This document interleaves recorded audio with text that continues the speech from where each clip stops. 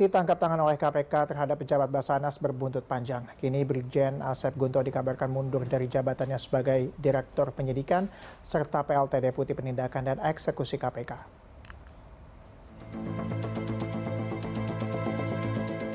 Operasi tangkap tangan atau OTT oleh KPK terhadap pejabat Basarnas berbuntut panjang. Kini, Brigjen Asep Guntur dikabarkan mundur dari jabatannya sebagai Direktur Penyidikan serta PLT Deputi Penindakan dan Eksekusi KPK. Sebagaimana dilansir dari laman berita1.com, pengunduran diri disampaikan Brigjen Asep Guntur lewat pesan singkat.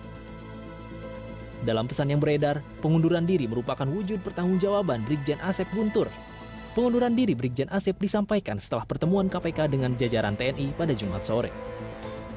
Dalam pertemuan ini, antara lain disimpulkan terjadi khilafan dalam proses hukum atas kasus Basarnas, baik dalam OTT maupun penetapan tersangka.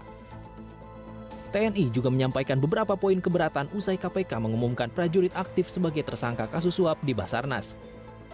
Pertama, TNI keberatan dengan pengumuman KPK terkait penetapan tersangka dari unsur TNI. Kedua, TNI mengingatkan KPK sebagai penegak hukum untuk tidak melanggar hukum. Ketiga, Kepala Badan SAR Nasional Marsda TNI Henry Alfiandi dan Letkol Afri Budi Cahyanto belum berstatus tersangka. Keempat, penetapan tersangka TNI harus dari pihak TNI.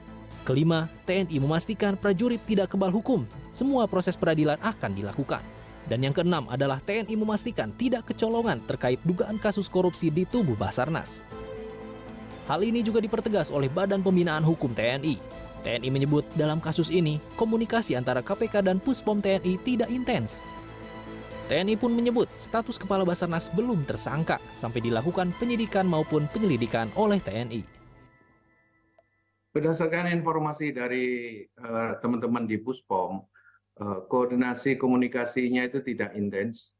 Kemudian dan sebetulnya antara Mabes TNI dan KPK itu selalu komunikasi di dalam penyelesaian semua persoalan, khususnya terkait dengan masalah TNI. Pada saat ini belum tersangka untuk Marsda AA dan Letkol ABC. Sebagaimana diketahui, KPK telah menetapkan tersangka kasus dugaan suap kepada Kepala Basarnas Marsikal Ahmadiyah Henry Alfiandi terkait dugaan suap pengaturan tender atas 3 proyek di Basarnas pada tahun 2023. Henry diduga menerima uang panas senilai 88,3 miliar rupiah sejak 2021 lalu dengan memakai kode dana komando. Tim Liputan, B-Universe.